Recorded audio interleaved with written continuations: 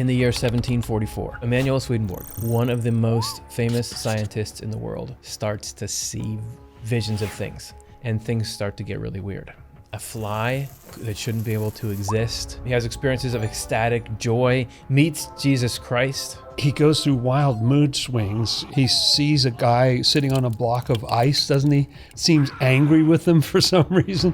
And also, like, vapor comes out of his pores at one point. It seems like this started in a very strange way. It did, but as we're going to see here today, all these strange experiences are building toward this very clear mission that Swedenborg gets sent on, which is of great importance to the whole human race. Hey everybody, welcome to Swedenborg in Life. Today's show is the strange visions of a scientist whose spiritual eyes were opened. Dr. Jonathan Rose. Hey. Curtis Childs. We're talking about Swedenborg today, which will be a shock to many of our viewers. I didn't realize that's what I was in for. This could be an inflection point for the whole human race. Like the mission that Swedenborg was sent on, the way he tells it, this is something that will matter generations and generations from now. This is a changing of the spiritual direction of humanity, but it starts really strangely.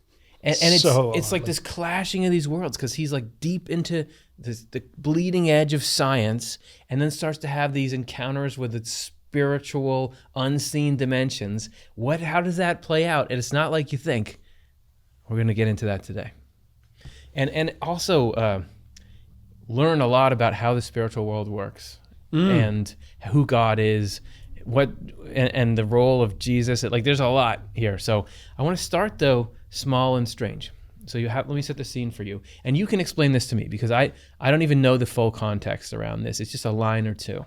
But so early 1740s, Swedenborg was living his life. He was in the Swedish House of Nobles. He was working on government, working on engineering and inventing and all scientific. He's working on a book about the five senses, right? And this is from the book Swedenborg the Revelator, which is a biography of Swedenborg. While writing the draft of his work on the five senses, Swedenborg interrupts his train of thought to jot down these surprising words. I saw a fly. It went away. I drew back. He then added, it returned, I being unwilling, and I scarcely bore it. Now, I mean, come on, man. I've seen flies, and I can bear it. I get they're a little gross. Why is he stopped in his tracks by this fly? It's something of a mystery, but we just kind of have to take his word for it that it was unbearable. And I think, based on next to nothing, that what was happening, like, why does he even comment on it? It's the most ordinary thing that can possibly happen. You can imagine in these Swedish wooden houses of the time, there's flies, and they kept animals. He had cows right on his property. Yeah. I mean, yeah, there's flies. It seems that something in his spirit knew. Almost, it's making me think of when the writing on the wall, and it make the king's hips kind of go out of joint. He's shaking, and yet he can't read it. So his intellectual mind doesn't know what he's seeing, but his body is going, this is terrifying. And it really, it does say it's the end of his kingdom, kind of is what the message is. It's quite different for Swedenborg, but the fly, it seems like he's seeing something in the spiritual world, which must be a shock, because the nature of things in the spiritual world is that they are real, Swedenborg says, in a way that things in this world aren't. Things in this world are, by comparison, relatively dead or mechanical or something. And here he's seeing something that's actually real, and it's somehow unbearable. It affects his thinking and his emotions. So this possibly the first time Swedenborg ever sees something spiritual. Yes, I think my father did a study of this at some point, and he believed the fly was the absolutely first thing. So, yeah, because it was enough for him to write about it and barely be able to bear it. And let's say what's he going through then? Not only, is there an existence of the spiritual world, but also, am I going crazy? Why is this happening? My world is breaking apart here. Just by this little something about this fly. And this is a little bit before the time of social media. It's before the Poor time people. of therapy or like for a nobleman and a scientist of that time period to write, I could hardly bear seeing this fly. It's kind of an embarrassing admission to just. It's fascinating that if he hadn't written that last line, I don't know that it went away. It came back. So another reason why we can say this is probably when it all started is because soon after that, like all heaven broke loose. Yes. Yeah. He started to have these really intense dreams that we're going to read from his journal of dreams here. With that, there was this period of discovering his own rottenness or his what he felt like was he wasn't a good person, he felt like, and this was being exposed to him. He was egocentric, he was prideful, and these dreams started to make that obvious to him. Yeah, and the fly, it reminds me of Emily Dickinson has a poem, doesn't she? There was a fly on the wall when I died, where you're going through the biggest thing in your whole life. You're dying. This is what she's imagining in the poem. Yeah. And she sees this fly just on this kind of, if memory serves, it was old kind of junky wallpaper or something. I may be misremembering it or combining a couple of different things, but I think it was striking to this juxtaposition of just something so ordinary as a housefly when you're going through this huge. Well, isn't this curious that Swedenborg's going through? I don't think she knew anything about Swedenborg. Yeah. But isn't it curious that of all things, it's almost like you go to a concert and all the roadies are setting up all the equipment and everything, and then they go at one point they go, check. Yes. It's as if heaven is just going, test. Right. Yes. That's like, okay, we have the channel open, we can do this. You don't say something important for the first thing. You don't say the most amazing concert we've ever had. Yes. You just say, check. Is this thing on? So after the check-in happened, he has these dreams, starts to get his own character revealed. There's a lot of anguish. A lot of self-doubt, a lot of despair about the state of his own Hugely spirit. Emotional. However, he also had these really high highs during it. I want to read one of those to you. Oh, good. This is from his Journal of Dreams number 44. It says, afterwards I awoke and fell asleep again a number of times, and all that I dreamed was an answer to my thoughts. Yet in such a manner that there was such a life and such a glory in the whole of it, that I cannot describe the least particular, for all of it was heavenly. At the time it was clear to me, but after I cannot express anything. In short, I was in heaven, and heard a speech which no human tongue can utter with the life that is there or the glory and inmost delight that flow from it. Except for this I was awake, as in a heavenly ecstasy, which is also indescribable. So doesn't it sound like he's in a dream and then, wait a minute, I'm awake, Yes. and he can describe the dream in quite a bit of detail, but it just sounds transcendent, just this gorgeous, ineffable experience. How many times in there is he saying, I can't describe this to you. I can't. I can't describe this to you. And this is a guy who's started publishing his own writing at the age of 12. He's been doing this for a while, And he knows how to use language and get his point across. And here he is just saying, sorry, can't do it. Describing things is his whole career. He's Yes. working on this book, The Five Senses, where he's describing this is how the eyeball works. Yeah. This is what's inside it when you open it up. That's what his whole life is learning these different things and describing them. And he's not a sentimental, emotional sort of guy, very analytical, very rational. Yeah. And here he is just admitting on the paper, wow, this is you can't write this. You don't know how to, you can't describe this. Yeah. And isn't it interesting how many, doesn't he say twice in there, I was in heaven. I don't know how else to say it. Yes. Yeah. So the bliss, I was in bliss in heaven. I had also in my mind and in my body, as it were, a sensation of indescribable delight, so that if it had been more intense, the body would have been as it were, dissolved from the delight alone. That's a great description of something he can't describe. My body, even his physical body is going through it, and he's about to dissolve with joy. Like you couldn't really take any more than that and remain as an integrated human being.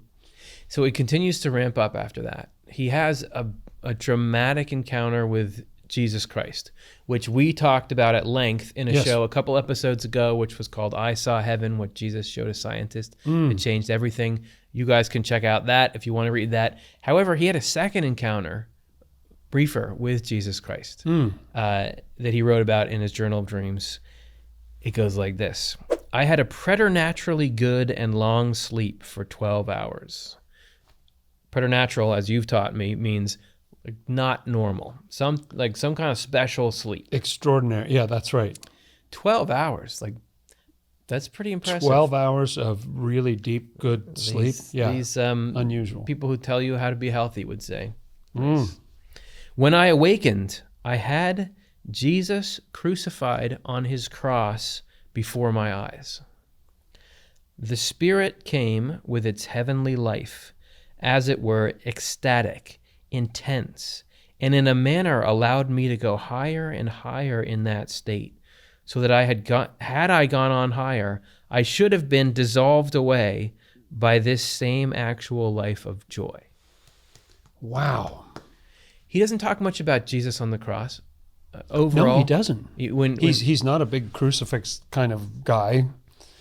When he goes further into his theological phase later, he says that that's not really what it's all about. But here, Jesus on the cross, but somehow wakes up to that. It's just like the first thing he sees, and then he keeps going farther and farther into it and feeling more. But he's happy, like everything's good. It's joyful. Yes, which you don't think of like, oh, that's a really.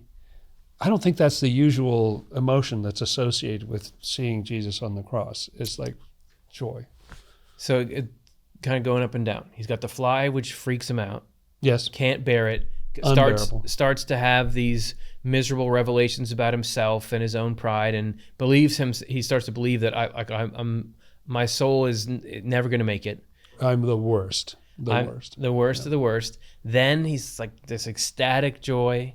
Sees Jesus going above. Twice he's in danger of dissolving from so much joy. And then physically and spiritually just disintegrating. And then soon after that he gets reprimanded by a vision. So this is from 242. This was a Sunday. Before I fell asleep, I was in deep thoughts concerning the things on which I am engaged in writing.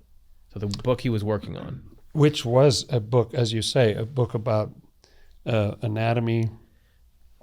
He wasn't to theological things yet, Yes. that hadn't happened yet, and so he's working away on that book. And I think he was the type, he would think a lot about what he was writing. He'd really try to penetrate it with his mind. So I was in deep thoughts concerning the things on which I'm engaged in writing. Then I was told, "Hold your tongue, or I will beat you." So I heard some voice saying that. I then saw someone sitting on a block of ice, and I was frightened. I came, as it were, into a vision. I held back the thoughts, and one of the usual tremors came over me.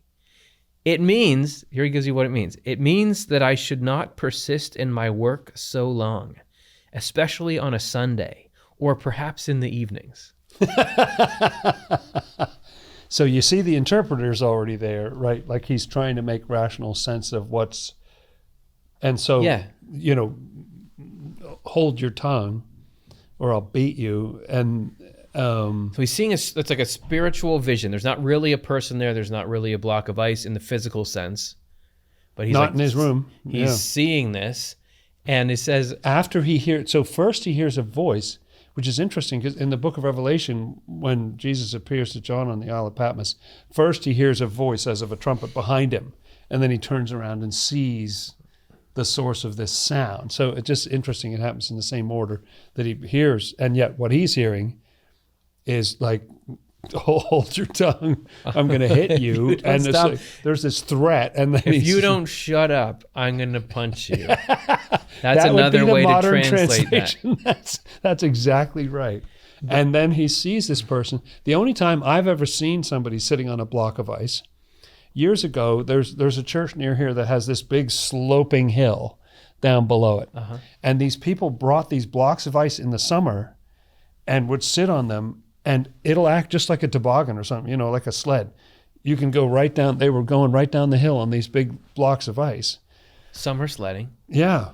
It was wild, but I didn't know they would do that. Man, otherwise, it's uncomfortable to sit on a, well, is there a bench or something? I'm ashamed to admit this. I've never seen anyone sitting on a block of ice. It's on my bucket list, but okay, look at this. So two things are happening here. One is you have the fusing, if his interpretation is correct, you have the spiritual and the scientific bumping into each other, because he's sitting here working on a scientific work, which is he's trying to, using the methods of the day, describe how the physical world works. And then you have the spiritual world coming to him in visions and trying to tell him correct how he approaches this scientific work that he's working on. So that's one thing. They're crossing over there. But also, what a weird interpretation of a vision like that. And what a mundane interpretation of a vision like that. Yes, very practical to say don't work on Sundays, or maybe it means evening because it happened to me in the evening. So he's trying to read the meaning of this thing as having very concrete advice related to the way he's conducting his life. So it's interesting that he applies it immediately to the way that he's living. And the other thing I think that's big about this moment is that someone outside of himself, although not in his physical realm, can hear his thoughts. Mm-hmm. And they're so loud and annoying that this zip it, hello, shut up. Doesn't he? And he says elsewhere that's the first time a spirit ever addressed him. I believe so.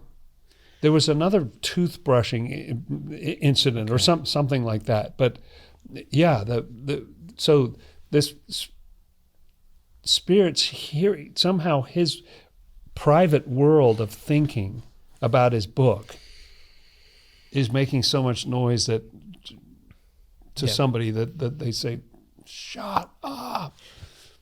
He does, so there's a reprimand. He does, going on from there, get instructive visions. So he's getting sort of orders from the spiritual world on how to do things.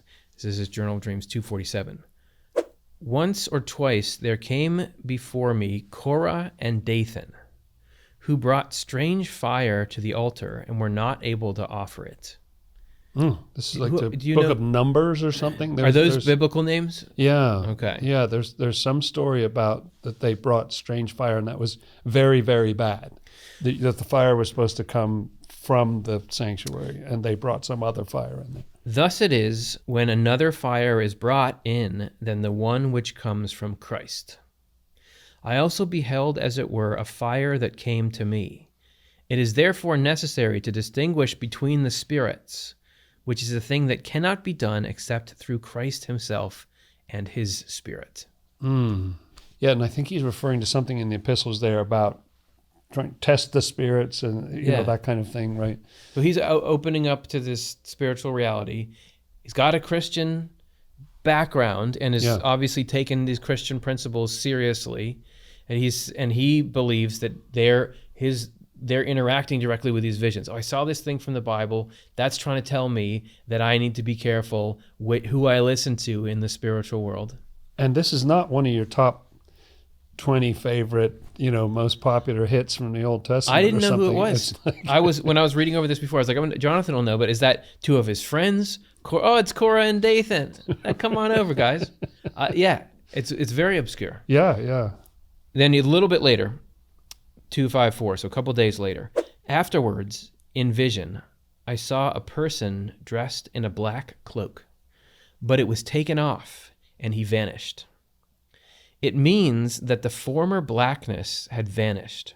When a person pursues this way only, that he puts his trust only in God and Christ, and not in himself, so as to depend upon the strength of his own arm or his own understanding. Moreover, it was perceived that we are soldiers in order to fight against Satan continually. And this is very kind of traditional Christian language, not the way that he would talk about it later, but I'm interested that his spiritual experiences are immediately slotting into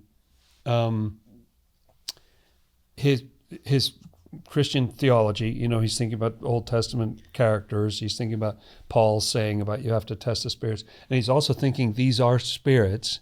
And he's also thinking it all has a meaning. It's here to teach me. It's not just, I saw something random. He takes everything as like, it's trying to teach me something. It's trying to make me better in some way, or I should change my life. And that it speaks, as Devin Zuber called it, the language of things. He knows, I saw a person with a cloak, and the cloak got taken off. They disappeared. Boom. That means something. That's this like is about pictographs. Darkness. Yeah. Yeah, he doesn't take it as a person. It's something emotional, right? There's some darkness that was lifted. Yeah, he separates God and Christ there, which later he was very convinced of the very same convinced thing. Not you got fight against Satan in this translation, Yep. It's a capital S, whereas later he had the belief that Satan is a term that applies to anyone who's consumed by falsity. Many lowercase s Satans. Going on, this is only 3 numbers later. This night was the most delightful of all, because I had a vision of the kingdom of innocence. Beneath me, I beheld the most beautiful garden that can be imagined, a garden where, little by little, white roses appeared placed upon every tree. Afterward, I came into a long chamber where beautiful white vessels were standing, containing milk and bread. It was so appetizing that nothing more appetizing can be imagined. I was in company with a woman of whom I have no particular recollection. That's very Swedenborg, because just reading this now, these last few, very Christian. Very Yep. Christian. It's talking about God and Christ. Don't do Satan. And 3 numbers later, it pivots into this kingdom, the place where there's like plants and flowers and food. It's mystical, almost like Eastern sounding. And always like there's him and a woman, and he's seeing bread and milk. You're starting right. to get the 2 thing going, and Love and wisdom. yeah. And the way he describes them as being so appetizing that, because you might see milk and bread and think, well, not for me, lactose intolerant, can't do gluten intolerant. Yeah, Yeah. that's right. He goes on 10 numbers later. I saw also in a vision that beautiful loaves of bread were presented to me on a plate. This was a premonition that the Lord himself will instruct me, since I have now first come into such a state that I know nothing, and that all preconceived opinions have been taken away from me, which is the beginning of learning. That is, that one must first become a child, and then be wet-nursed into knowledge, as is now taking place with me. Wow, that's amazing, because that's what isn't the Eastern religions talk about, beginner's mind, that Yes. idea that you should, what a description of beginner's mind. I don't know anything, and even using kind of correspondential language before I know he's been having some thoughts about correspondences by this point. He has some stuff like that in some of those works before his spiritual eyes were open. Yeah. But to talk about wet nurses, like that he is he talks about that a lot later, that the process of rebirth is exactly like a birth, and there's an infancy and a childhood and you go through teenage and all that. It's a convergence of everything. I love Swedenborg because it's the convergence of everything. It sounds to me like the language of true spiritual, like actual spirit stuff coming through, because it's the convergence of everything. You have Christianity, you have these very Christian terms, and you're talking about the Bible, and you can't ignore that if you look at the human race. That thing has had this insanely large impact on the human race. Absolutely huge.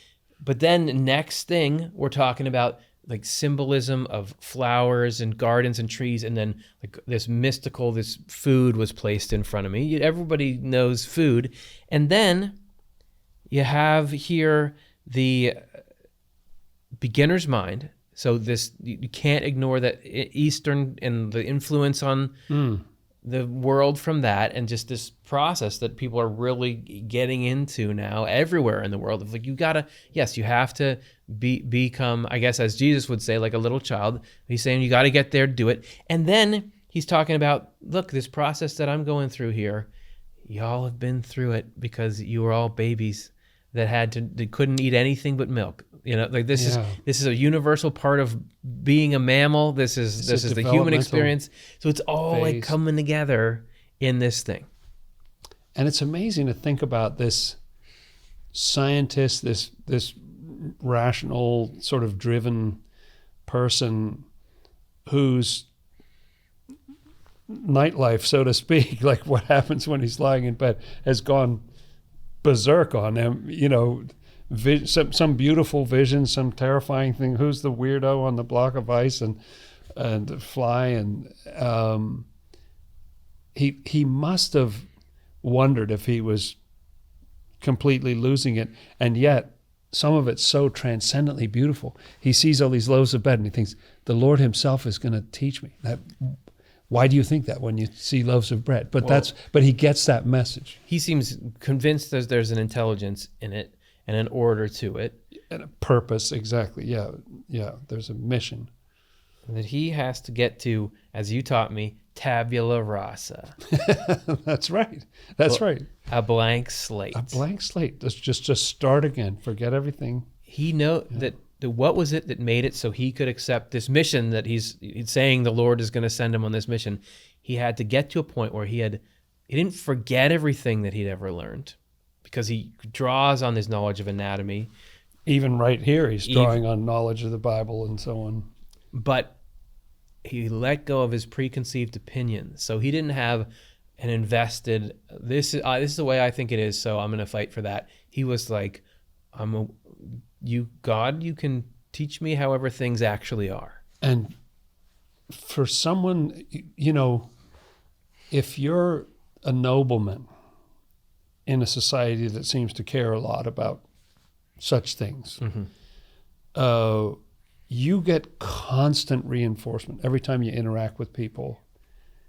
Just like, well, a nobleman such as yourself, everybody's deferential, and you have servants and people always, building you up and all that kind of stuff. He had a lot to give up.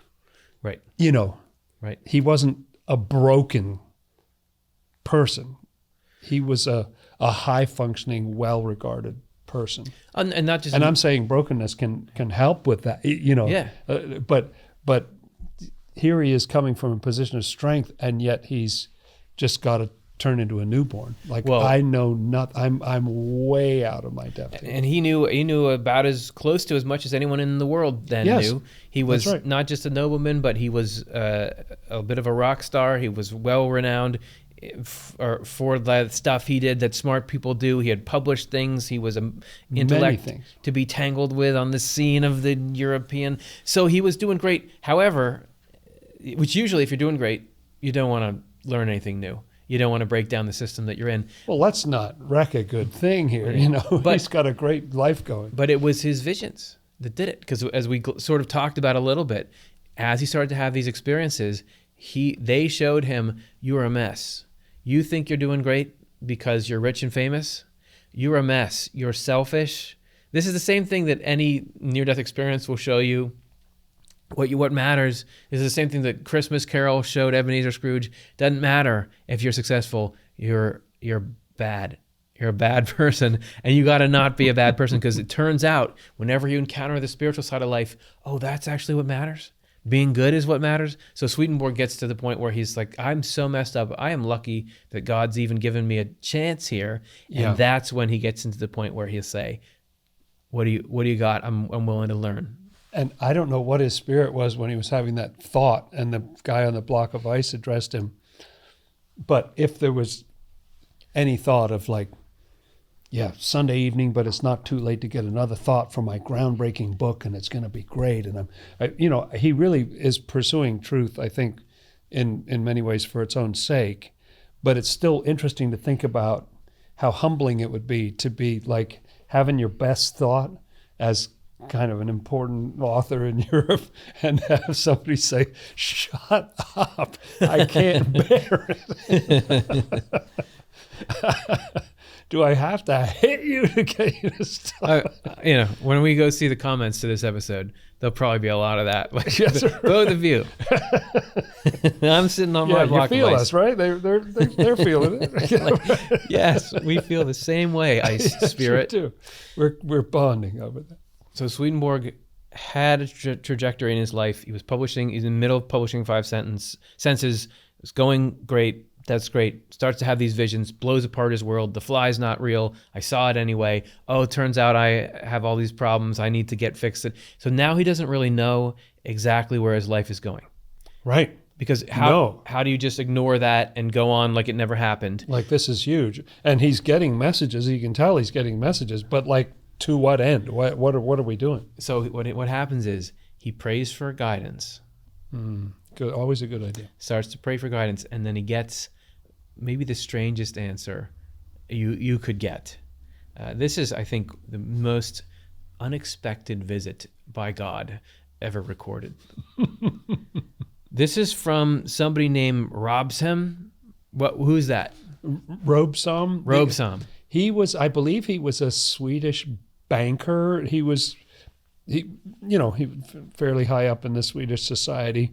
And he had talked to Swedenborg late in his life and was very interested, asked him a bunch of questions, and then wrote down memoirs of like, I had this conversation with Swedenborg. And he wrote about other things that he'd experienced in his life. But there's a bunch of stuff about Swedenborg in his memoirs. So this is from his memoirs.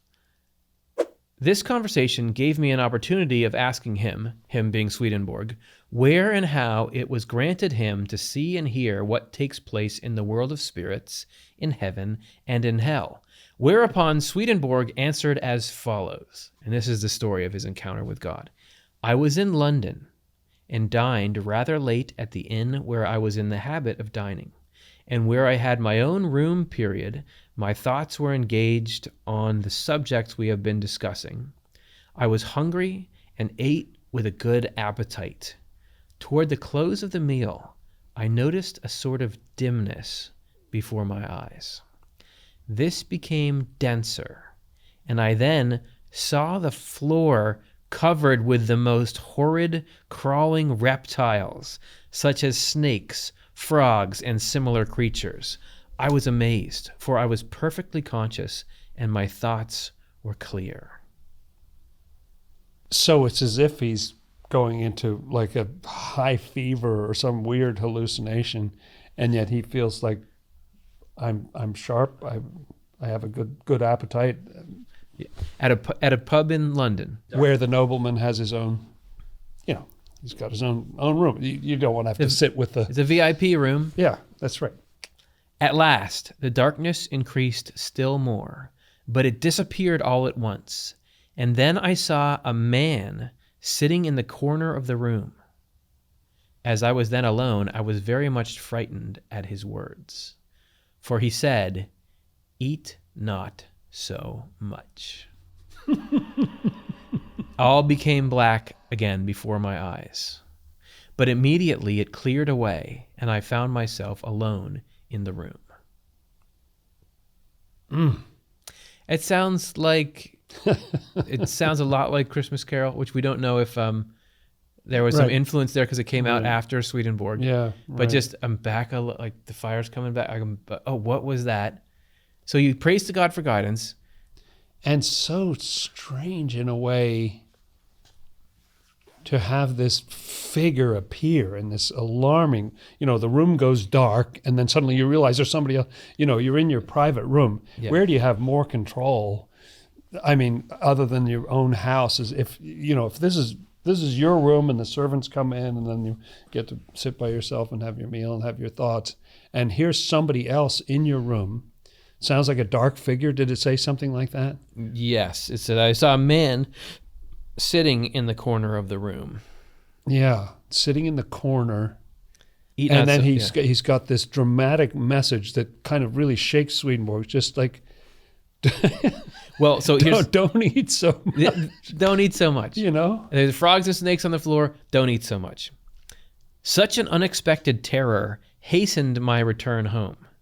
I did not let the landlord notice anything, but I considered well what had happened, and could not look upon it as a mere matter of chance, or as if it had been produced by a physical cause. I went home, and during the night the same man revealed himself to me again. And we learn the identity now of this man. But I was not frightened now. He then said that he was the Lord God, the creator of the world and the Redeemer, and that he had chosen me to explain to men the spiritual sense of the Scripture, and that he himself would explain to me what I should write on this subject. That same night also were opened to me, so that I could become thoroughly convinced of their reality, the world of spirits, heaven and hell, and I recognized there many acquaintances of every condition in life. It was Jesus. It was Jesus, the God of heaven and earth. Appeared to him and told him not to eat so much. Don't eat so much. We get back to the room. I'm here again. Don't worry. I've got a mission for you. It's reminding me very much of the thing I already referred to about the writing on the wall, the famous writing on the wall, because the words that were written, I can't, mene, mene, tekel, upharsin, there's something about weighed, measured, divided, something like that. Yes. In other words, you know what the words mean, but you don't know what they mean. And so he's shaken because it's like, what is, it's almost more terrifying. Really, the hand of God would come down and write on a wall, weighed, measured, divided. Yeah. And they're sort of terms for coinage. They're terms from coinage. The what? And eat not so much seems similar to me. The emotional effect of it on Swedenborg is very clear. Terrified. Leaves as fast as he can't wait to get. Tried not to cause a disruption. Tried to play it cool. Yeah, like, no, it's fine. No, yeah. I just thought I would retire. Yeah, just shows the depths of the human fear of social awkwardness. It's like, no, everything's fine. I just had the weirdest thing that's ever happened in my life. Yeah, I'm fine. Right. Yeah. But I'm good. And thank you so much. It was delicious. And then hustles back to his room, and where the same figure appears, but he's not as terrified this time. But that opening salvo, like, yeah, but what is, I mean, sure, I've just been having a meal and I had a good appetite, and so maybe I overdid it. But really, to sort of, once he figures out who it is, that the God of heaven and earth would appear in the corner of the room and give him dietary advice, it's well, and odd. I think it's like, if you look at the way that Jesus talks in the Gospels, he'll give you parables. He'll talk about things, but they mean deeper things. I don't believe Swedenborg came to interpret this ultimately as, I need to eat less physical food. This is a comment on the kind of desires and pleasures and things that he would indulge. Yes, and also the because there's a bunch of different paintings of him. There's a particular image of him in his Principia that came out in 1734, and he's frankly quite jowly. Like he looks a little. I think he did kind of, as most noblemen did. They had the resources. They could go ahead and eat what they wanted to eat. Yeah. And but I also wonder whether it was his intellectual, because he says that knowledge is food. To the angels, knowledge is food. Well, I'm just saying, and he's kind of inhaling every science known to humankind. He's been devouring everything. And so what does that mean? Is that another sort of beginner's mind thing? What does it mean? Don't eat so much. It's got to be something. I just was thinking of another encounter that he describes with Jesus where he says, the one that we skipped here, do you have a clean bill of health? Yes. Which was referencing a time when he had jumped ship and not had a clean bill of health. That's but right. It's actually God inquiring, like, what's your spiritual state? So there's... And yet using a reference that kind of shows, I know who you are. Here this stranger shows up in your room and knows more about you than you know about yourself. And don't just gloss over the fact that at the end of that, he's saying, this is when I could start seeing into the afterlife. Not just some spiritual experiences or occurrences, but this is when the gates burst wide open and I could go and explore heaven, I could explore hell, I could explore the world of spirits for the purpose of revealing the spiritual sense, the truth inside the Bible that most people didn't know was there. And this is how so he had this significant experience. This is how it affected the rest of his life. He said, from that day, I gave up the study of all worldly science and labored in spiritual things, according as the Lord had commanded me to write. Afterwards, the Lord opened daily very often my bodily eyes, so that in the middle of the day I could see into the other world, and in a state of perfect wakefulness converse with angels and spirits. Yeah, that's interesting. You have a mix in Robe Psalm of both the sort of instantaneous, like that night, boom, it's all open to him. But then there's an afterword in there. Yep. There were still stages. Some people have said that Robe Psalm sort of collapses things a little too much, but that may be the way that Swedenborg told him the story. Robe Psalm was also, I think, writing these memoirs in maybe 1785 or something like that, a number of years after he had this conversation with Swedenborg. But still, I think you get the sense of a process in there, and we know that the essence of it is correct in the sense that Swedenborg writes all these books and in his own voice, not Robe Psalm's voice, says, yes, the Lord opened the spiritual world to me and opened my spiritual eyes. Hey everybody, if you like what we're doing here, did you know that we are a not-for-profit? That's right, the Swedenborg Foundation that puts this content on needs people to donate in order for it to do what it does. There's a link in the description. Click that. A contribution of any size helps make this programming possible and helps the next person find it. So if you've been enjoying it, consider making a contribution to help the thing go. Thank you. So we're going to get corroboration from another source about that same encounter. Oh, okay, good. This time it's always from good to have different. A gentleman named Dr. Beyer. Who's that? So one of his earliest, I would call him a follower of Swedenborg. Of Swedenborg's, yes. He was a professor. He was a minister and taught theology in Gothenburg, I believe. And he really latched on to, like, this is it. There was some point at which he had asked, so Swedenborg got to dine with him and they were talking about all this, and he was very interested. And he asked Swedenborg for a list of something, I can't remember, main teachings or something like that. And when Swedenborg handed him the list the next day, Swedenborg was weeping, and I don't think he was a big weeper, but he really felt like finally somebody who gets it, somebody who loves it. Yeah. Somebody who's hungry for this. Because you got to understand, if everyone's not familiar, so Swedenborg had these incredibly powerful experiences, claims to have, I think, earnestly believes that he met God himself. God is saying, I need you to do this really important thing for me. You've been trained your whole life for this. This is your mission. Do you choose to accept it? Yeah, I'm going to do it. Here we go. Write these books. Tell the people in the world the truth. Crickets. 4 copies sold in the first month of Secrets of Heaven 1. 2 months, I think it was. 2 months. Yeah, did like extremely low sales. People don't care about it. There's negative reviews. People think he's crazy, it's worthless. So to have somebody, this thing that was so important to Swedenborg, and that he really believes this is God sending this mission. This is for the human race from God.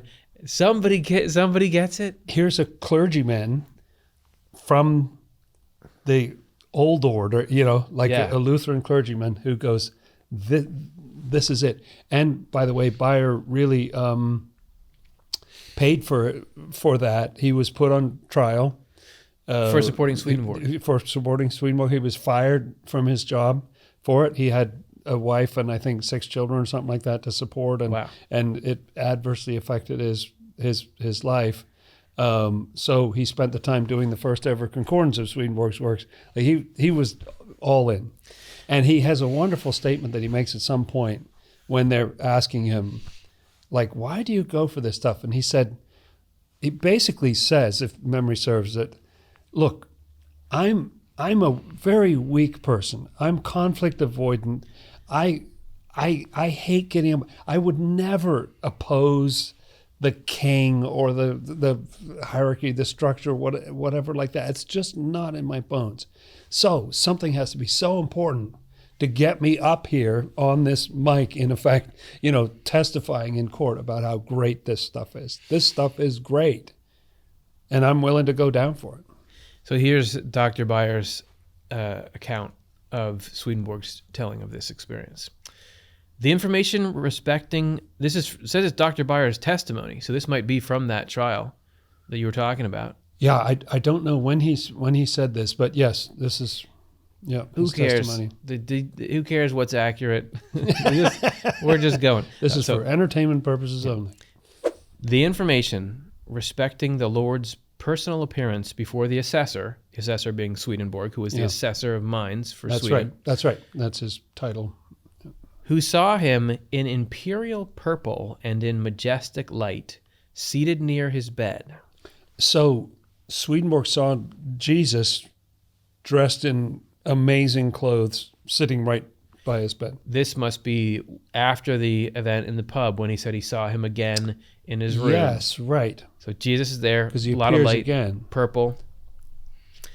While he gave the assessor Swedenborg his commission, I had from his own lips at a dinner party in the house of Dr. Rosen, where I saw the old gentleman for the first time. I remember that I asked him how long this lasted, whereupon he answered, about a quarter of an hour. Also, whether the strong light did not affect his eyes, when he said no.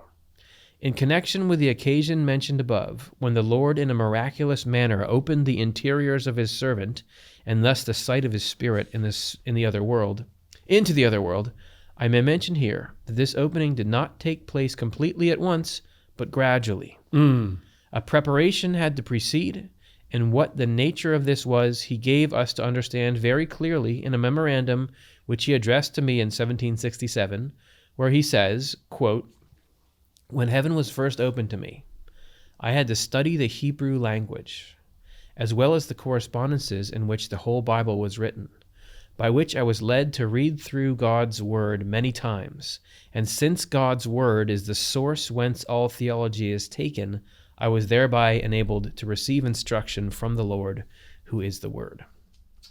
Yeah, so there you get an even clearer, yes, there was a striking moment of this appearance of the Lord to Swedenborg. But he's got some work to do. He needs to understand Hebrew, because that's a particular focus of his is going to be on the Old Testament, which is written in Hebrew, so he needs to understand for himself and not just go through translations. He'd had a little bit of Hebrew in school, but he really had to, go up a learning curve. Why can't God just beam Hebrew into his brain? I think this goes to, or this addresses one critical facet of the nature of the reality that Swedenborg says he's observed. This is into the mind of God and why everything is the way that it is. If God is there and has all the knowledge in the world and has all the power in the world and has all the love in the world, why are we breaking our necks doing all this stuff down here? Why does Swedenborg, God says, I'm going to give you this information. You go tell the world what the nature of the Bible really is, because people are ready to really meet me in there. Yep. Like Jesus opens on the road to Emmaus the scriptures regarding himself. I'm doing that here. Yeah. Okay. First, though, go learn Hebrew. Go Right. do the regular thing where you look at the books and you think about it and you memorize things, and you have to still do that. It's not a download. Yeah, he has to do the work. And He has to understand. He also said correspondences. So as the Bible's not small. He had to read the whole thing many times over, and you can tell this because he did multiple indexes of the Bible. He undersells it a little bit there to Dr. Beyer, but he actually creates his own Bible concordances, his own indexes to the Bible that are amazingly thorough. Like every time horses are mentioned, or he seems to be able to find all the passages about the moon or and that was all a lot of legwork that he had to do himself. It wasn't just, I see it, and just testify. No, he had to do a lot of work to piece together this thing with that amazing rational brain that he had. If it wasn't that way, if God didn't have to say, I need you to do this thing, can you go learn Hebrew so that you'll be able to do it, then everything else would fall apart. Because if God could just beam it into Swedenborg's brain right then, well then, why doesn't he just beam it into everybody's brain right now? All the time. Yeah. All the time. Why doesn't he just, why have anything? Why have any learning? Why have any living or relationships? Why education or striving or contests or things, What? But also, if God is trying to tell the people of the world something, why do this weird thing of you get Swedenborg, who's this one guy wearing a curly wig with a strange last name and it long ago now? Why are you going to get him to a place and then give him that, and he's got to write these books, and most of the people are going to say, that sounds crazy, you don't know what you're talking about, because it's just some guy. Why do that? It's because the answer that this indicates and that the world Swedenborg gives, which would seem to line up with the fact that why are we all sitting here having to pore over these religions and things anyway instead of have this direct experience, is that there's the world works a certain way. There's complexity, and that same structure and complexity extends out to the spiritual and to how God interacts with us. Yeah, there's an order. You would think the spiritual is outside of the order, or it disrupts the order in some way. But in a way, it's more orderly than the physical. And maybe world. that's one of the big headline items from Swedenborg, is that God is order. Yes. That God is order. Right. And it goes against, there was this idea in the Christian church in his day of deathbed repentance. Yep.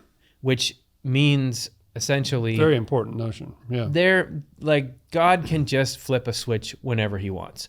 He's looking down, sees people, maybe they're living a good life, maybe they're living a bad life. Yeah, you develop a certain personality. All I need you to do, I'm trying to see your loyalty test. Do you confess that Jesus died for your sins, and that whatever it happened to be at the time? And if you do that, I flip a switch and you turn into an angel and you go to heaven. Yeah. So, son, listen to me now. Live as you please. But just, if you know the end is coming, get right with Jesus at the end, and it'll go well for you. You'll get through. And that kind of wholesale transformation of an incredibly complex thing doesn't happen anywhere in the world. Anywhere. If you think of how biological things work, which with that we can know and see the complexity of biological things. Yes. Things do not just flip one thing into the other. On the rare instances where that happens, let's say a caterpillar becomes a butterfly, there's still a ton of order that has to happen there. The caterpillar has to create this cocoon. It has to sit in there. It has to liquefy, but there are these little chemical markers in it. It has to have a certain amount of time so that things can rearrange. Then there's a hatching. Then it comes out. There has to be a way for all those little pieces to realign and rearrange. There has to be a place in which the instructions are kept. Nothing is pure magic when you look into it. Even the human body, how does it work? You can see how it works. You can get down there and see, the instructions for what to do are in the nucleus of each cell, and you can see how the RNA and DNA interact. Everything has this order to it. If God made this world, that's how God made this. What Swedenborg is saying is that's how everything works. That's how the spiritual world is. That's the process of us connecting to God. And I think if you were going to label it, I think it's freedom. It's freedom because there's a law because you opt in. It's not just imposed on you. Like everybody doesn't just have this understanding imposed on them. Yeah, it's something you have about to work for it. Everything that God wants to do, he can only do according to himself, which is his order. And there's something about why would there be order in the first place? It's got something to do with freedom, and that you can only create a human being that is something separate from God through this massive set of order. That's just like physically, everybody knows, how can you create a human being that can move itself and think and do all that? You have to, it doesn't just sit there. It has insane amounts of complexity in every muscle, in every bone, in all the systems, in the way the brain is. It seems to be a pretty simple thing. Like, it's just a person who can sit here and can talk and do things. But there's so much that goes into creating that platform. So it is with the process of listening to God, deciding that that's how you want to live. And that, for better or worse, that's just how life works. And you see it working here like that. Yes. With Swedenborg. And Swedenborg says a similar thing about Jesus' process, that he wasn't either just appeared on the planet full grown already, or was somehow born already an adult, or grew up in a year and started speaking wisdom. He has various different sort of ridiculous things that didn't happen. Jesus was a baby, like other baby. When he's a 12-year-old in the temple, he's very wise. Man, but he's a 12-year-old. That order, the order of this absolute loyalty from divine love to order. Because even, yes, according to Swedenborg, when Jesus Christ was happening in the world, that's God himself saying, I'm going to come down and live this life because I got a big task, which is to fix up the state of the human race. I can't just snap my fingers and do it. No. Even though I'm God. Right. I have to do it through order, because I think the answer, if I didn't do it through order, everybody would be annihilated. I would be fine. All of you would get fried and cooked by the destruction of that order. So even Jesus, has to go through this process, and even has to go through miserable things and suffering. Yeah. The cross is just one instance of that. That was the only way for God to get what he wanted, which was to save the human race from destruction. And if anybody should have had a free pass, he should have had one. But he shows you that no, as odd as this whole experience can feel sometimes, awkward growing up or being frustrated as a child because everything's confusing or whatever. That's the order. That's how you become a human being. That's it. And there's a beautiful quote that Swedenborg has that where there is order, the Lord is present. And where the Lord is present, there is order. Those are the same thing. The Lord is in order. And I think people have, because of the New Testament miracles and things like that, I think people have this sort of magical idea about Jesus, that he poof, fix your disease. And that's true. But that was all done according to an order. And he was obeying a very important order. Let's just continue. Let's get more and more off track here. Because I feel like this is, you have to understand this to understand any of it. So when Jesus is... Because we're talking about Swedenborg's development. Swedenborg's going through a development. Why doesn't it just... No, don't do the fly. Don't do the weird creatures on the floor. If you're going to have Swedenborg be confused or emotional or, just cut to...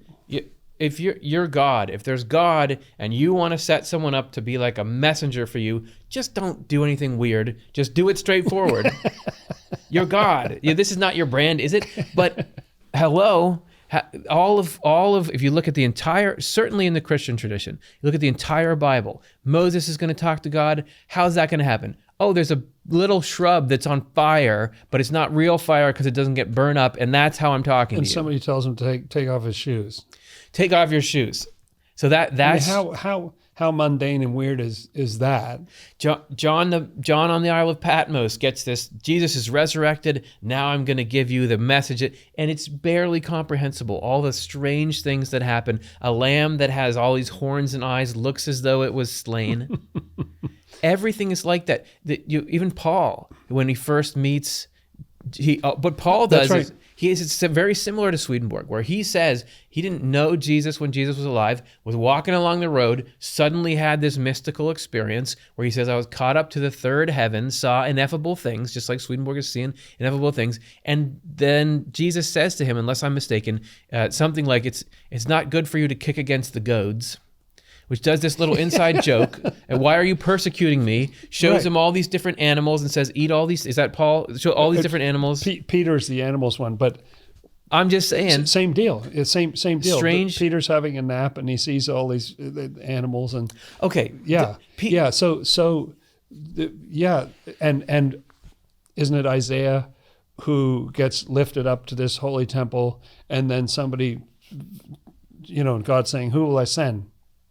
And then somebody takes the coal from the altar and like burns his lips with it. I mean, these are odd stories. Like everybody seems to have an odd origin story when you're becoming a prophet or right? Yes. Let's stay with Peter then. Who cares if I thought it was Paul?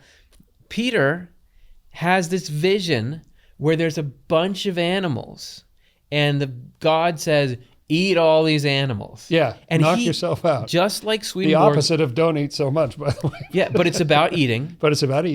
And just like Swedenborg sees this strange vision and says, oh, this is what it means to me. That means to Peter, don't just spread Christianity to the Jews. Yeah. Spread it to everybody. Because Peter kind of talks back a little bit the way Mary does when the angel appears.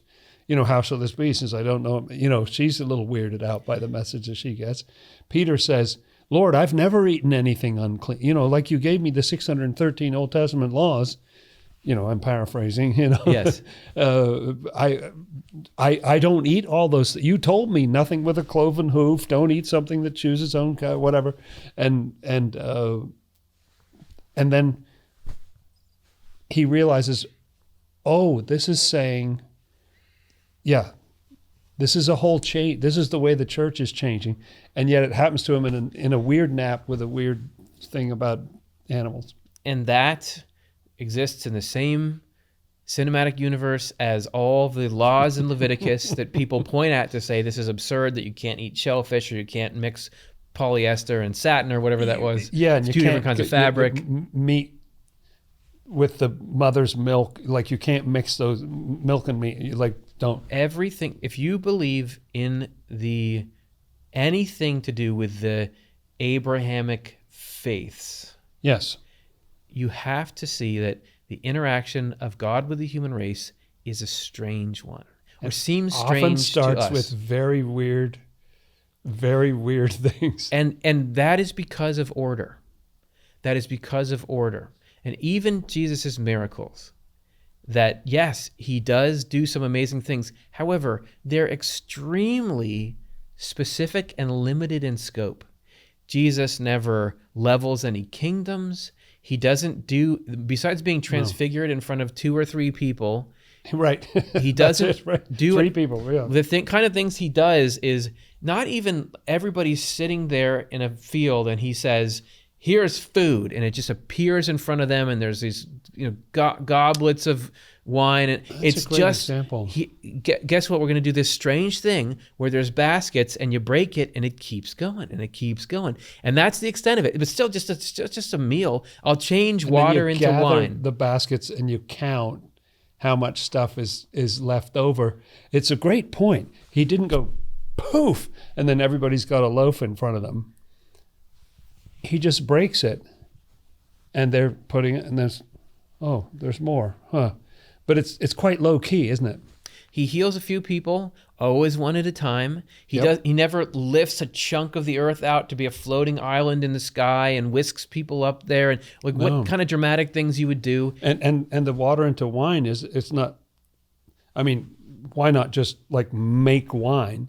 Why does he use these water pots that are for the cleansing, for the foot washing when people come in? He walks on the water. His disciple can come out but starts to sink if he doesn't have faith.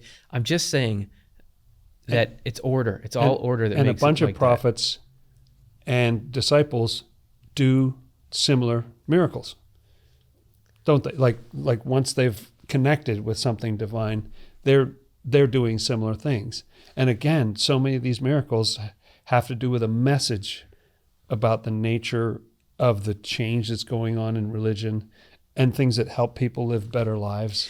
And even the miracles in the Old Testament, let's talk about when the children of Israel are trying to break out of Egypt, and you think God's going to really break them out of there. Yeah. He's going to send these plagues. Well, why doesn't he just right away make so Egyptians can't move? They just lose all power of locomotion for 4 days. Or he just kills them all. And then the Israelites can just go if he really wants that to happen. Why is it that he has to do plague, then check for the response, then there's plague, then check for the response, and does all that. And escalate slightly, and then issue another warning. Even then, after it's all done, the Egyptians change their mind, and then you have to have the Red Sea. There's got to be some kind of, there's God's unlimited power. What's the X factor? And people have made that X factor is God is calculating who is worthy of him or not, or that God has emotions that can't be satiated any other way. But the X factor is actually order. Order. That God is love, but also is order. Couldn't he have photoshopped all the children of Israel and just like lassoed them or something and put them in the Holy Land? Like, why make them wander through the wilderness for all that time? I know they were, it expressed as a punishment, but why not just move them straight to the Holy Land if you're God? You don't even have to paralyze all the Egyptians. You just move the children of Israel. Why, problem is solved. Why move them? Just there. It's all like you control the entire everything. Just do it. Like people who will say God is getting upset at the human race. He's going to send a hurricane at this. Why are you going to? If you're God, that's your toolbox. Wait, I got to wait till hurricane season. I can't do it now. I can't do one in the winter. Could you wait? Obviously, there is something other than God getting to do whatever he wants, whenever he wants. Yes. Now, I'm not saying that he didn't choose to have a world that is ironclad in the order that it has. Maybe he made that executive decision, but that's how he operates. Yeah. And so Swedenborg is going through an orderly process. Yes. And he even compares it to infancy, a wet nurse, this kind of thing. Like he's going through stages with this thing, and it's baffling to him. And I think that's the way it is for little children. You see them and they're kind of confused, and then there are beautiful things and they're amazed. You don't even know what they're looking at, but they're, the first time they smile is just looking up in space, and you don't know what they're smiling at. But there's a lot that's just sort of, they're confused because they don't. Swedenborg's in that newborn state. He's confused. He doesn't know what this is, and then some of it's beautiful, and he's smiling. And Swedenborg's going through an orderly process, and the process of God saying, I want to tell something new to the human race. I'm going to pick a person, put them through this. That's an orderly process as well. It's the same process that what religion or spiritual anything is there that doesn't start with somebody gets a message and then they live. All of Christianity is just these different books that these different people wrote. Yep. Whether it's Matthew, Mark, Luke, John. Jesus never even wrote the book himself. Nope. Okay. Let's get to the next experience. So after this encounter with Jesus, Swedenborg begins this intense study of the Bible and writes this sort of running commentary called The Word Explained. Oh, right. In which he doesn't, if you read it, you can tell he's not all the way broken through yet. He's still... Oh, he's actually got a lot of what you might call Lutheran idea. There's some idea of a separate devil. Yes. As we talked about before with the Satan. There's an idea very much that God and Jesus are two different people. They're on the same team, but yes, they're two, and you deal with those two different. Even though he's seen Jesus, but I think he doesn't realize that's the only. I know Robestorm said he did, but the evidence to me is that Swedenborg didn't. It took him a little while to figure out that there's nobody else up there. He says in Word Explained 6904, when what is done is well pleasing, it is confirmed by a flame which signifies love. As the reader may see above, a flame being the representation of love, and the light therefrom of truth. Consequently, the flame is a sign of confirmation from love. So when he's writing, he sees a little fire that says, you're on the right track. You're on the track. And then going on, confirmation is also represented by a flame when the ritual is not instituted by lamps. By the divine mercy of God Messiah, such a flame appeared to me so often, and indeed in different sizes with a diversity of color and splendor, that during some months when I was writing a certain work, hardly a day passed in which a flame did not appear as vividly as the flame of a household hearth. It was then a sign of approval, and this was prior to the time when spirits began to speak with me. So he was already in retrospect, he realizes that was spiritual. That's not just my imagination or something. That was an affirmation. And interesting that it's so. I hear the scientist in the fact that he says they had different colors and different sizes. Yeah. So then, in 1747, he stopped doing the Word Explained, gave that up, and this is when he began what is now called the Journal of Spiritual Experiences. Yes, kind of evolved from it in a way. It sort of evolved out of it. This is more deeply into his open access to the spiritual world phase. And his trying to make sense of it. Right. I had a dream from which I awoke again and again, for evil spirits were attacking me from everywhere, to the point where I was unable to continue sleeping. After a number of awakenings, when I was finally fully awake, I was being shaken throughout my whole body, and I plainly saw a kind of column surrounding me. I was able to perceive it by sense. As I was waiting to find out what would come of this, I judged that I was being defended in this way from evil spirits. I could feel that tangible column becoming successively larger. The thought crept in that this was the brazen wall, as it is called in Jeremiah, the book of Jeremiah from the Bible, which defends believers against the attacks of evil spirits. Therefore, when there continued to be this column or wall around me, which could not but consist of angels, in whose midst was God the Messiah, who is the brazen wall, then I realized the reason for it, namely that I was being let down to the unhappy in hell in order to see their condition and then report to the world, especially to the incredulous or unbelieving person, that there is a hell, and not only that there is a hell, but also what their state is like, though I really cannot describe it satisfactorily. First of all, it's so amazing to me that you've got, he says, evil spirits attacking from every side, something like that. Yeah. That's potent. There's some scene in the Aeneid where the winds blow from all four directions at once, which is, again, supernatural. The Aeolus is the god of the winds, is mad at him, and so things are coming from every side. And but the answer to it is not a bunch of visible angels sort of sword fighting with or whatever form it would take. It's just this column, kind of column of light, or something that's Star Trek when they get beamed up. Yeah, exactly. Right. There's some light around him. Force field. At a time when they didn't watch those shows yet. I don't even think Star Trek had happened yet. And maybe the original. And then it's not just, this is protecting me, but that the plan is that through the, and I love that he's having a spiritual experience. It's intense. It's horrible. It's being attacked by evil spirits and everything in a nasty way. He doesn't describe it specifically there, but he does in other places.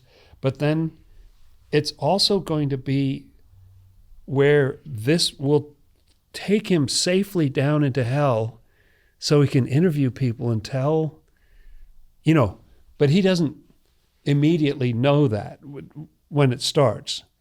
Like, it's just sort of like, oh, I'm glad that thing is keeping them slightly at bay. I can see them through the light, but they're not getting me as much as they want to. But then it's like, no, this is going to be part of his journey. It was a big part of his journey. And early in Secrets of Heaven, the first published work that came out of all this, he has some really vivid description of some pretty terrible hells that he was taking to, but in a safe way. So here's how this particular trip to hell went. Something still more wonderful, I testify to you that you may believe it, for it is true, is that God the Messiah, moved by innermost mercy, appeared to them, meaning the people in hell, out of heaven, and indeed, as it was told to me, in glory. They made it known that they had received much consolation from this occurrence. I mean, the people in hell saw Jesus and were consoled. It is now being said to me in my ear that the angels have comforted them and will continue to comfort them. Moreover, I also want you to believe this one thing that I know to be true because I observed it. Many of them were raised up from hell and torment into heaven, where they are living today. And to one of them, who had suffered the greatest torment, it seemed that God the Messiah embraced and kissed him. This sounds like the release of the captives. There's little hints in the Bible that when Jesus was resurrected, it says he not only ascended on high, but he also descended to set the captives free. There were these people, and I know you've done shows about the souls under the altar and that kind of thing, that there were people in this place. And so here he's getting to see these people who are, and it relates to my mind to what he says later about the lower earth or the underground realm. He describes this place, he uses sort of a biblical term for it, in the pit, that sort of thing, that they're people who are in hell, they're surrounded by hell, but they're capable of being lifted up. And amazing to think they're even with the Lord, like they're so relieved. So there must have been some inward goodness or something there, because they respond when the Lord's like, thank you. It reminds me of Howard Storm. You read My Descent into Death by Howard Storm, best-selling near-death experience. I think it came out in the early 90s or late 80s. We've had Howard a couple of times as a guest on this channel. It's what happened to him. He had this dark experience, a lot of torment in it, was raised up out of there by Jesus, and it became this very loving, intimate thing that changed the trajectory of his life. That's a great example. Yeah. Okay, so here's another vision, although it echoes this vision of him in the pub. So I don't know if it's a retelling of that. I'll let the people decide. This one has some significantly stranger details in it, though. The title of it is A Vision by Day, about those who are given to feasting and thus devoted to the flesh. So maybe his message was about feasting. Anyway, at midday, around lunchtime, an angel who was with me cautioned me not to overindulge my stomach at table. While he was with me, a kind of vapor clearly appeared to me to be issuing from the pores of my body, having a visibly very watery quality. It seemed to sink down toward the floor, where there was a carpet on which the vapor, coming together, turned into different kinds of tiny worms. These gathered together under the table, in an instant, and with a crackling sound, just burned up. I saw the fiery flash and heard the noise and judged that all the little worms that can be generated by an immoderate appetite had thus been cast out of my body and burned up, and that I had now been cleansed of them. From this experience, one may infer what sumptuous living and the like harbor within them. Yeah. So one thing in there is that the Lord is he calls it an angel, and he often says that when angels are doing their work, they're filled with the Spirit of the Lord. Like the difference is a bit academic. Many of the angels in the book of Revelation, as we talked about recently, he says that's really about the Lord. Yeah. But I had forgotten the detail that it's when the angel's actually talking to him. As he's talking, so the angel's talking, and stuff is sort of oozing out of him, like there's some purification process going on in real time while the angel's talking. It seems like he believes that he got cured of parasites. Yeah. And I've looked at the Latin of that passage before, and it's kind of the way you describe explosions when you didn't know what explosions were, when they hadn't invented some of those things. I mean, they had some of that kind of thing, but because they crackle and there's fire or whatever, and then they're gone. Again, it's sort of supernatural in one way, very strongly, and yet in another way, it's also,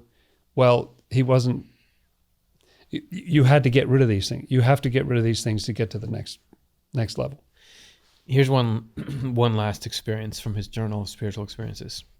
When I was brought into thoughts about how the very inward and innermost angels influence human minds, and was reflecting that they do so in an imperceptible manner, then I was given from the mercy of God the Messiah to sense a gentle kind of turning motion overhead, into which I later even seemed to be raised up, or which enfolded my thoughts. At the first sensation, when I was not yet in it, it was like the turning motion of a soft cloud settling down, and it was said that this can be called the cherubs, to whom wheels are ascribed in Ezekiel 1 and 10, on account of that turning motion. After this, that field encompassed me, and I experienced a great calmness. Even though it's moving, it's peaceful for him that it's moving. Sometimes motion would be unsettling, but this is peaceful for him. So this is the second time when he seems to be equating imagery from symbolic seeming imagery, fantastical imagery from the Bible, the Old Testament, with common occurrences in the spiritual world. So he's saying, look, there was this pillar described, and that's actually when angels are around you, protecting you so that you can go kind of scuba diving into hell. And then here, this is just like the cherubs with wheels, is this spinning thing that you get into, so that the Bible, which he's gone through and learned all this stuff about, is in some ways a map of that if you showed the things in it to someone in the spiritual world, they're like, oh yeah, I know that thing. I've been in that twice. My cousin's been in that one. Yeah, and his we talked about the word explain before. What he was trying to do in that book was just explain Scripture. He'd been given kind of a charge. Okay, let's do a trial run, which he would do sometimes, even though it's thousands of pages. But let's try it, and sort of siphon the process.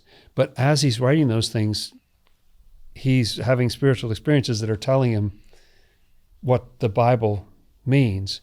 And those spiritual experiences then grow out into this whole journal of spiritual experiences. But those experiences are, again, the spiritual experiences remind him of the Bible, and the Bible, as you say, is a map to his spiritual experience. So he understands the wheels. Everybody's been baffled forever about the wheels in Ezekiel, but here is this gentle motion. And he talks about gyres sometimes, and that people become part of groups that are going through these gyres. And I've tried to understand what he's talking about, but I got it a little better maybe listening to this, that there's this circular motion. He's big on helixes and spirals and things like that. And that you're drawn up into, there's something peaceful about it that he's lifted up into, and Ezekiel is helping him understand the weirdness of the Bible is helping him understand the weirdness of his spiritual experiences, and that makes it feel less like a cosmic mistake. Yep. What's happening to him? Here's the map. You got the Scripture, which the whole the European world at the time venerated Scripture. This is so important to us. They wouldn't necessarily claim to understand what's going on in it, but we know this is important. This is central to our civilization. Yeah. And Swedenborg Yeah, Swedenborg is saying, I'm on these journeys, these strange journeys out into the unknown, but my map and my compass is everything in the scriptures. This is showing this, and that too is like you've got. Swedenborg has these spiritual experiences, and he is the fusion of personal, spiritual traveling, like astral projection or whatever people call it now, the fusion of that, the text of scripture, and the human body. Because everywhere he goes in the spiritual world, everywhere he explores, you can find where you can look at your map of the subway system, you can look at the Bible. In this gyre, it's this thing in Ezekiel, this thing happens this way, it's just like how that happens in whatever part of the Bible. Same thing with the human body. Whenever he's talking to any group of spirits, he knows which part of the body they relate to. If you look at the whole of heaven taken together, it's in the human form. They'll affect a certain part of his body when he comes close because that's the kind of people they are. So it's the fusion of those three things. Everywhere in the spiritual experiences, you're tied to the Bible and you're tied to the human form. I don't know. That's noteworthy. Very noteworthy, because you're not just off into a fever dream or into randomness or the dissolution. Yes, there's a lot of dissolution going on in the stories that we've read today. There is a breakdown. There are things coming out of his body and going onto the floor and crackling and everything. But it's making way for something. It's making way for something better, and there's an order to it. And he talks in one passage about the fact that always when angels appear, like, what's the first thing angels say all the time in Scripture when they appear to people? They say, don't be afraid. And that's because actually there's a state of fear that's really important to kind of lower the ego. You're not sort of talking back. Like, when an angel appears, I don't have time for the, you're in a state of fear and uncertainty, so that you're more receptive to this message.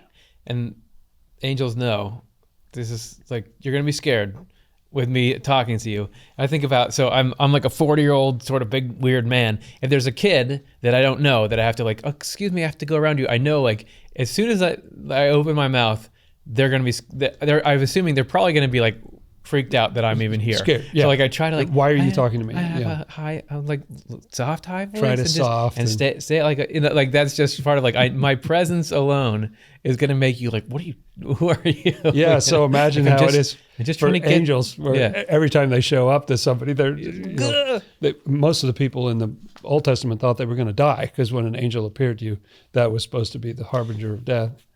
Okay, so let's pull it all together here at the end. Easy.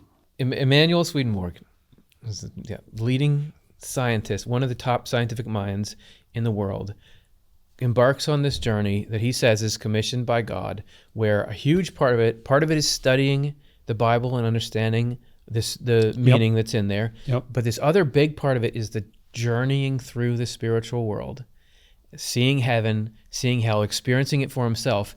And he's so adamant that about telling people, I've experienced this myself. Listen, yes. I'm not just thinking about this. Yeah. I'm not just putting together theology. I've experienced this myself. This is how he, right in the beginning of his first book, when he starts his spiritual phase, he says the following: I am well aware of the fact that many people will say that nobody can possibly speak to spirits or angels as long as he is living in the body, and that many will call it delusion. Some will say that I have spread these ideas around so as to win people's trust, while others will say something different again. But none of this deters me, for I have seen, I have heard, I have felt. So why does that matter?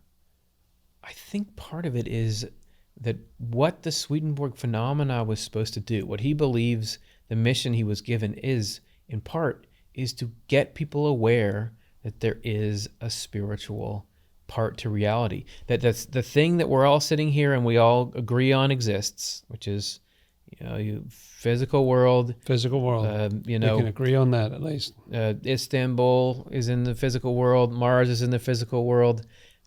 That's just the shell of reality. And it's a shell that you're going to be leaving very soon. Like relatively soon. Everybody spends a little bit of time here, but there's a whole, the big show, the main thing that's happening is this spiritual side of reality. And you need to know that. Otherwise, this won't make sense, this shell that we're in, and you won't live it right. You won't understand what's valuable and what you should be focusing your life on and how you should be. So you got to know that. I'm proof that it happens because I was able to see it. Like I'm experiencing what we all were supposed to be able to do before we kind of messed up the connection. There's something important about I have been there. I'm not just telling you it happened. I've been there. You're going to all see the same things I've seen just in a couple of decades when you cross over. That's right. And a huge thing that's happened since then is millions of people having near-death experience, not that they didn't before, but there's sort of an awareness that people have these experiences. They write accounts, they post things on YouTube or wherever and say, I had this experience. I just heard one the other day from a woman who said the light was unbelievably bright, but didn't hurt my eyes. Exactly the same thing Swedenborg said. Yes. And so, how powerful is that when you experience it, whether we experience it while we're still alive here in the flesh or at the point of passing on, that his experience is one of the foundation stones. And I don't think he's saying you have to believe it because it happened to me, but he's saying I believe it because I experienced it. And with some of these things, I experienced it over and over and over and over again. Spirits came closer. I got a toothache. They went away. The toothache went away. I experienced it over and over and over again. So I know that's how it works. Yeah, and that he's holding up personal experience as the barometer. And he'll do that. He doesn't go around, I think, trying to get everyone to induce spiritual experiences. No. But he says... He actually leaves almost nothing in the way of actual instructions of do this, do that, and you'll have a spiritual experience. But to experience it for yourself before you can believe it is absolutely the way that spiritual things have to work, according to him. All the ideas that he presents in his works, he'll say, think for yourself whether or not something. He says that you can't actually, to be told religious things or spiritual things, only can ever go so far. You eventually have to throw those off and think for yourself, and only concepts that you, with your own rational mind and your own ethical judgment, believe to be true and good, ever become a part of you.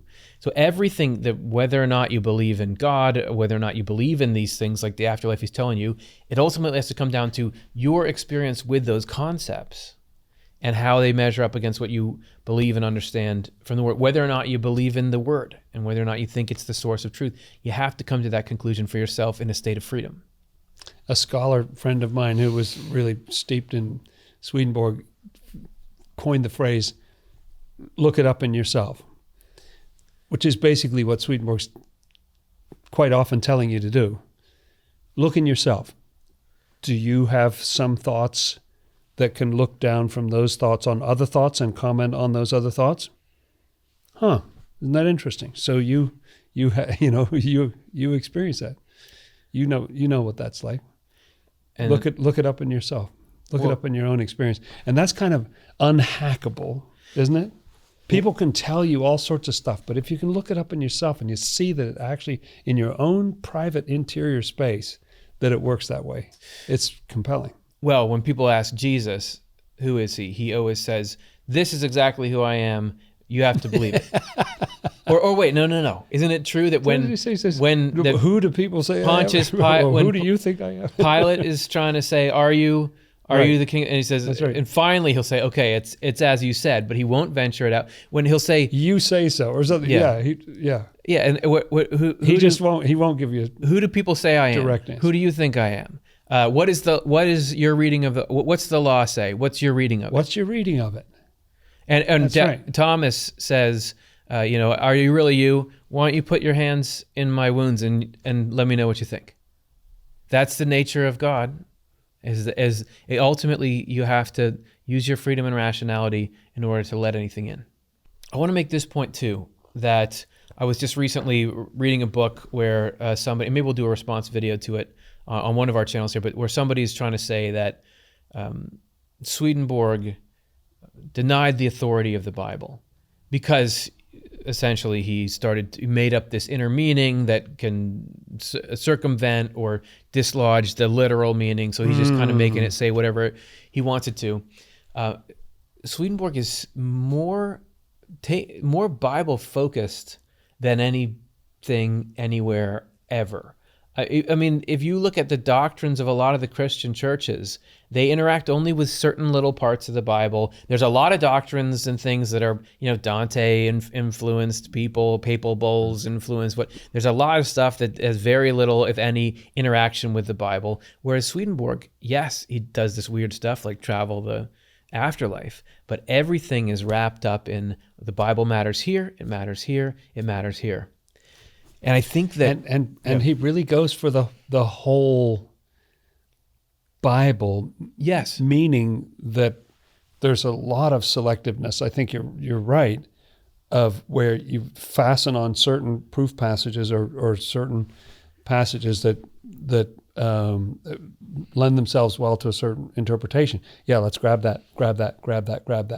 Okay, what do you do with that bizarre story in the Old Testament about building Moses' the tabernacle, son being circumcised, or some weird, how does it work there? Because nobody's talking about that story. How many sermons it's not are a very done pleasant story. Yeah, nobody does a sermon on that story. I think what Swedenborg does is unite a bunch of movements that are in the world right now that wouldn't know how to talk to each other, but actually all come out of God.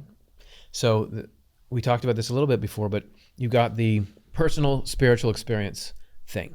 Yes. Which is, again, it's exploded. Maybe people were always having these, but just couldn't talk about them, or just wasn't as much of a distribution of ideas and things as there is now. But you've got this whole... And the means of being able to publish only a few people could do books back in the day, but now you can post things and got these extremely widespread spiritual experiences. People have their near-death experiences, their out-of-body experiences, down to just like, I saw my grandmother right after she died. She told me that she'd see me later, and then I got a phone call that said that she had died. That stuff is, if you on your street, there's people who have had something like that. Yeah. It's just so widespread. Yes. So you have that, and you have the whole near-death experience community, and they're like, what is this window into the... So you've got that, and then you've got the Bible, and this huge number of people who believe strongly this is something special from God. This is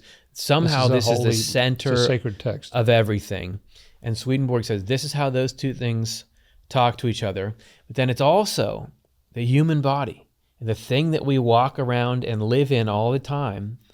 And as we understand more and more of it, we try to come up with ways to keep it alive and keep it from getting disease. That this is how that interfaces directly with the Bible, interfaces with personal spiritual experiences, and so it is also with mindfulness, Eastern thought. This is how all that stuff comes together, not in a way where you lose the character of one or the other, but this you see how these things are, they don't automatically, but they can intersect. And Swedenborg is that intersection point. Yes, that's a really great comment, because the spiritual experience part is very friendly with the body. Like a lot of that connects with healing, chakras, whatever it might be. Those go together well. But then what is the Bible? The Bible is so strange and so easy to reject in a way. That what is that?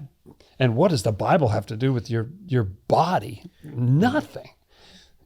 And yet Swedenborg does. No, these are the same. It's so wild to read what he says about it, but they are the same. You're wearing it. You're wearing the Bible. We all have spiritual experiences. We all have bodies. And here's this text that everybody in the world, hundreds of millions of copies go out every single year of the Bible, and it's increasing right now. So it seems like Swedenborg has these weird experiences, goes into this weird thing, and makes these weird discoveries. But what he ends up doing is unweirding reality. Yes. Because it is weird that you have this whole slice of life that's the Bible. You have the experience of living in the human body. You have Eastern and Western religions. You have these spiritual experiences that have all these strange things. How is this all made by the same creator? Yeah. What Swedenborg does is say, this is how it all works. And now you can see a single, focused, benevolent, divine hand behind everything. And that's not weird. That's how it should be. You know what I think you've just done? What? You've just come up with the most elusive thing in science today, the unified theory of everything. That's it. Out of the weirdness emerges the spiritual unified theory of everything. And that's why we sit here on this channel, being willing to devote hours and hours of our time. And thank you for your time as well, exploring it. So thanks so much for this conversation, Jonathan. That was great, Curtis. Bye, everybody.